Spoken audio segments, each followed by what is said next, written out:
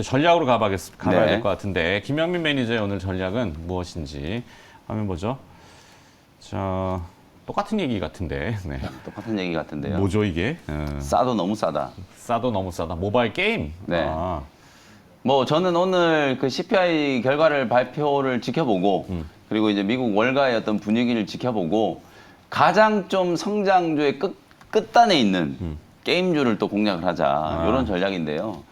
어제까지도 이제 게임주들이 좀 분위기 좀 괜찮았어요. 네. 제가 이제 최근에 이제 게임주들을 좀 주로 또 말씀드리고 있는 게임주들의 이제 반등이 나타나고 있는 몇 가지 이제 단초에 대한 거 제가 정리를 좀 해드렸거든요. 일단 가장 중요한 부분은 악재가 어마어마하게 좀 많았는데 그런 모든 악재들, 특히 상반기 실적 부진, 신작 출시 지연 이런 쇼크에 대한 부분들이 주가에 이미 충분히 다 녹아들었다. 더 이상 이제 악재가 나올 게 또 뭐가 있을까 싶을 정도로 이제 충분히 이제 악재가 좀 반영됐다라는 게 그게 이제 좀 첫 번째고 네. 하반기가 되면 이제 P2E 게임을 포함한 각 이제 모바일 게임사들의 이제 신작 게임 출시가 이제 본물 터지듯이 터져 나올 거고 지금 뭐 코로나19가 다시 확산되고 있다라는 게 뭐 약간의 이제 이벤트죠. 모멘텀이 좀 될 수 있다라고 보고 또 여름 방학 또 성수기가 이제 도래하고 있고 그리고 이제 또 하나는 새 정부가 이제 윤석열 정부의 뭐 문화체육관광부 또 장관도 마찬가지고 이 P2E 게임에 대한 약간 좀 우호적인 어떤 정책 스탠스 전 정부하고는 조금 이제 다른 기류가 형성되고 있다라는 거 이런 것들도 저는 나름대로 이제 게임주들한테는 좀 긍정적인 부분이라고 보고 어저께 넵튠이라는 종목이 상한가까지 급등했잖아요. 자회사가 개발한 또 게임이 중국에서 판호 발급 받았다. 그 다음에 룽투 코리아도 마찬가지로 똑같은 이슈로 장중에 주가가 거의 20% 가까이 급등하는 이런 모습들이 나타났기 때문에 이제 여기에 이제 사실 성장 섹터에 있는 종목들이 제가 조금 비유를 하자면 그냥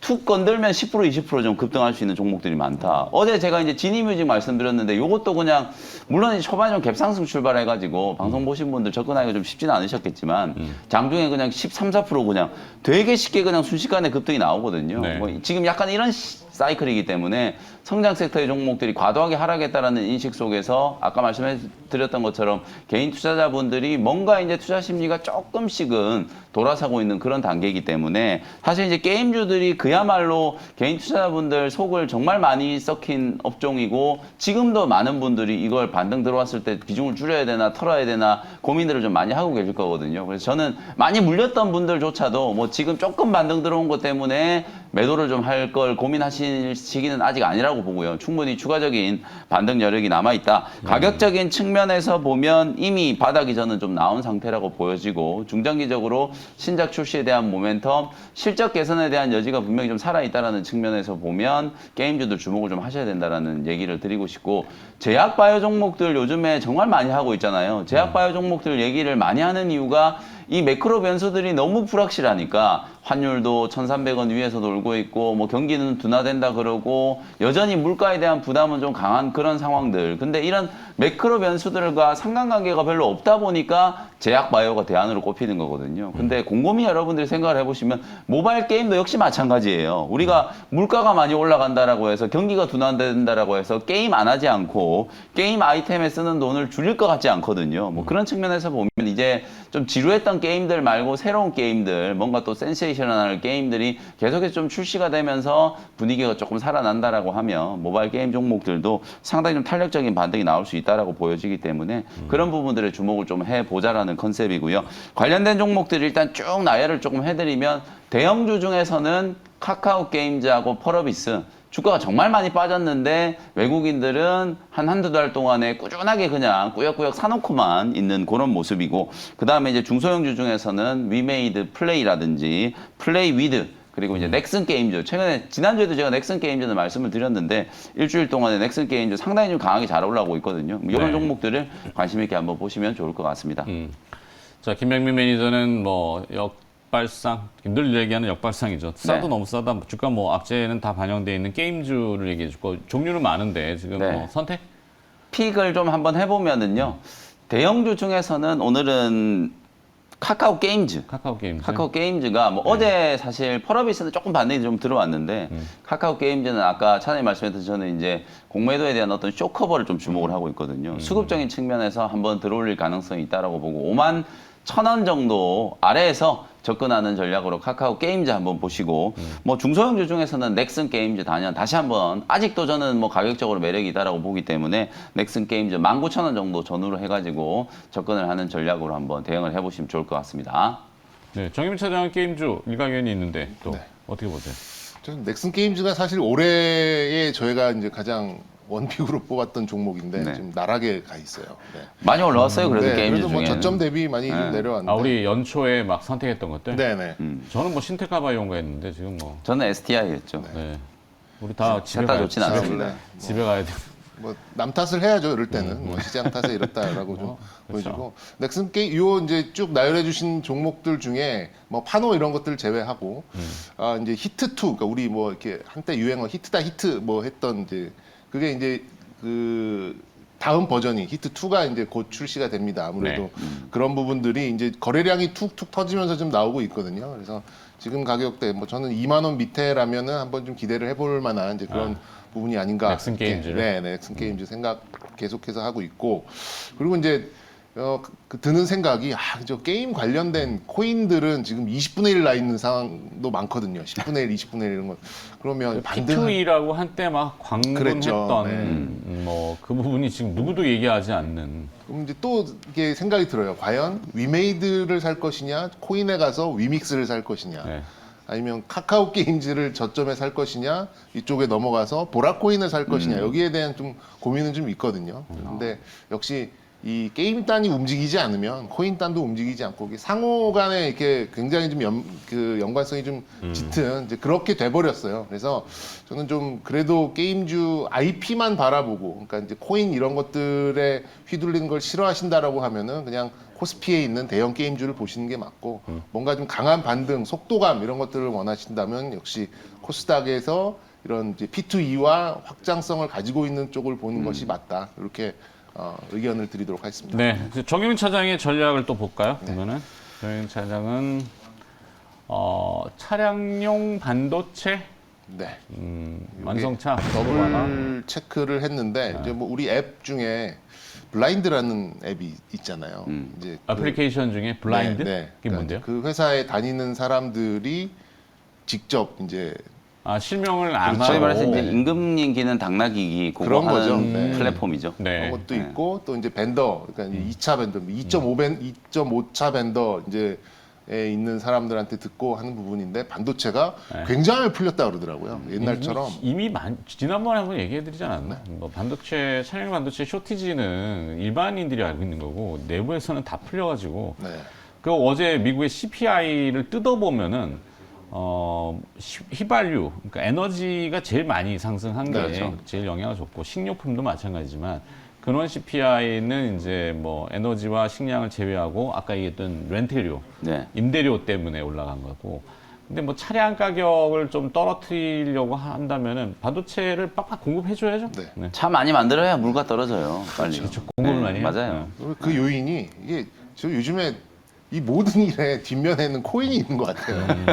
코인이 이제 떨어지다 보니까 지난번에도 이제 그 약간 네. 이제 음모론을 제기를 그렇죠. 해주셨는데. 코인이 떨어지다 보니까 그래픽 카드랑 이 코인 채굴 관련된 시스템 반도체 수요가 뚝 떨어져가지고 네. 반도체 생산 시스템, 그러니까 파운드리들이 그쪽에서 이쪽 전용이니까 넘어와서 생산하는 것들이 굉장히 많아졌다 그러더라고요. 그래서 지금 이걸 이제 수치화할 수는 없는데 뭐 몇 개 생산하던 거를 이제 이런 뭐 전력 반도체 종류가 많기 때문에 뭐 다 이렇게 수치할 수는 없는 그런 상황인데 하여튼 지금 쌍용차의 토레스도 2교대를 돌릴 수 있을 만큼 굉장히 생산을 늘릴 수 있을 정도의 그런 차량용 반도체 수급이 굉장히 원활해졌다. 이렇게 볼 수 있는 논리를 그러니까 가정을 딱 세우면 거기에 이제 따라서 이제 우리가 볼 수 있는 전략들은 조금 다양해지는 것 같습니다. 네.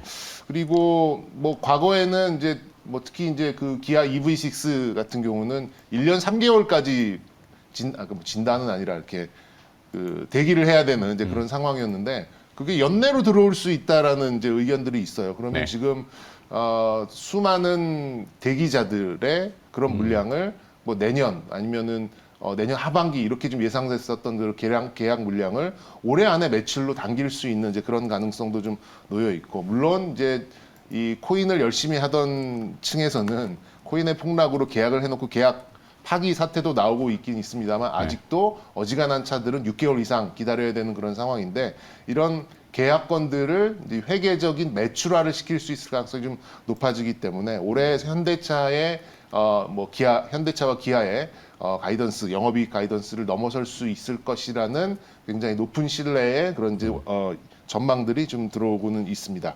그 동안에 이제 뭐 북미를 비롯해서 이제 뭐 유럽이나 이런 쪽에 이제 수출, 그러니까 테슬라 빼면은 우리가 최고야, 뭐 이런 것들을 가지고 이제 투자 심리로 움직이고, 그렇지만 이제 절대적인 수치는 뭐 YOY로 따졌을 때는 이렇게 올라오지 못하는 상황이었었는데, 뭐 아무래도 이제 올해 가이던스를 충족화시킬 수 있다라는 신뢰가 계속해서 올라온다면, 자동차는 지금처럼 시장 대비 강세를 보이는 것은 물론 좀 더 이제 반등이 아니라 상승 국면으로 접어들 수 있는 가능성도 있어서 레벨업이 저는 충분히 될 수 있는 가능성이 열려 있다 이렇게 좀 보여지고요.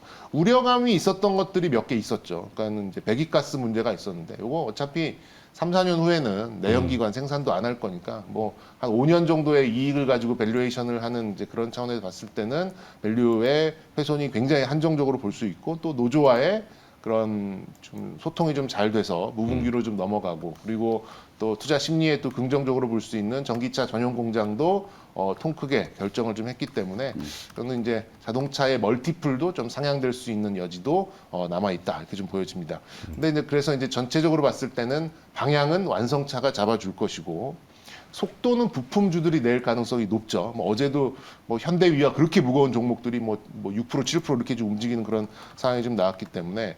근데 다만 뭐 여러분들도 아시다시피 이제 자동차 쪽 부품주들은 영업이익률 1%, 2%예요.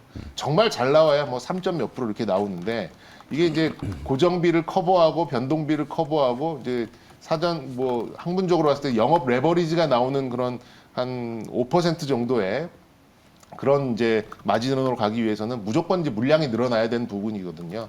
근데 이제 말씀드렸듯이 차량용 반도체로 생산이 늘어나서 어느 정도 좀 수량이 늘어나는 그런 국면이라면 역시 속도는 부품주들이 낼 수 있다. 이렇게 좀 보시면 될 것 같습니다. 그래서 뭐 종목으로 본다 그러면 아까 말씀드렸듯이 완성차는 방향성을 나타내준다. 그래서 현대차, 기아차 요거를 방향으로 보셔도 좋고 아니면 대형주 좋아하시는 분들은 저는 지금 가격도 그렇게 부담스럽지 않다고 좀 생각이 들고요. 그 아랫단에 본다 그러면 뭐 만도나 현대위아, SL 뭐 이런 종목들 1차 벤더 위주로 좀 공략을 하시면 적절한 답이 되지 않을까 이렇게 좀 요약드리겠습니다. DB하이텍 주가 부러진 거 보면은 주가가 올라갈 때는 차량용 반도체 쇼티지 막 얘기했잖아요. 네. 뭐 실적 뭐 공장 풀가동 막 주가가 휘었어.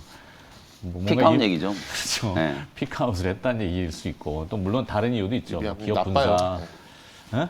나쁜 것 같습니다. 나쁜 것 같다고. 네. 자꾸 물적 분할 이거 자꾸 이게 지금 제가 볼 땐 DB하이텍 이거 지금 매각하려고 하는데 네. 그 가격이 안 맞는 설계쪽만 거죠. 떼가지고 파운드리만 따로 이제 이렇게 해가지고 팔려고 하는 약간 그 전략이잖아요. 꼼수가 좀 보이죠. 그러니까 이 주주 입장에서는 이제 기분이 나쁠 수밖에 없죠. 짜증나는 거죠. 이거. 네, 이런 거 굉장히 참 짜증나요. 진짜 좀 어떻게 그러니까 DB 입장에서는 LX 세미콘 같은 거 하나 만들고 싶은 거죠 지금. 그렇죠. 그래서 중간에 딱 떼어내가지고. 맞습니다. 그러면 기존 주주들은 속상하죠. 나쁘죠. 네, 네, 속상합니다. 속상합니다. 자, 차량용 반도체 얘기했어요. 네. 저 중에 선택. 네, 저는 SL. SL? 네, 생각하도록 하겠습니다. SL을 오늘 선택. 네. 오케이. 자, 사실 시장을 안 좋게 보려면 한도 끝도 없이 안 좋아요. 뭐 오늘 미국 CPI 어제 우리 금리 인상 뭐 해갖고 물고 들어가고 경기 침체 그러면 뭐 IMF보다 더한 그렇죠. 네, 이런데 그렇게 되지는 않고 장은 오히려 거꾸로 이럴 때 올라간다니까요. 네, 어제 항상 올라갔잖아요. 숫자를 봐야 된다고 얘기해드리고 침체라는 키워드를 들고 나오면은 할 게 없습니다. 근데 침체로 아직 넘어가는 시그널이 안 나와요. 그러니까 아까 제가 신라면 얘기를 해드렸는데 그 적절한 비유 찾다가 그런 거예요. 네, 하여튼 네. 지난해 1,000원 하던 게 올해 1,091원 한다고 약간 짜증은 나지만 안 사 먹지는 않는다. 물가의 변화라는 게 사실 우리가 겪고 있는 게 어찌 보면 우리가 뭐 항상 근원 물가 얘기하면서 물가 변동이 큰 에너지 곡물 빼고 뭐 또 얘기하잖아요. 네. 전체 물가만 놓고 보더라도 지금은 상당히 좀 이례적이고 빠른 속도로 올랐다가 아니, 근데 빠른 그거는 속도로 뭐- 떨어질 수 있는 가능성도 충분히 있는 게 물가거든요. 팬데믹을 겪으면서 엄청난 돈들이 풀렸고 거기에 전쟁이라고 하는 변수가 생기면서 뒤죽박죽 꼬여 있는 거지만 자 그렇다는 거 두 분의 네. 이제 전략은 좀 정리했고 자 절대 수익 우린 또 갑니다. 그래도 기업 선택하러 가야죠. 이거는 뭐죠? 네 추격 저점 매수군요. 화면을 보여드렸고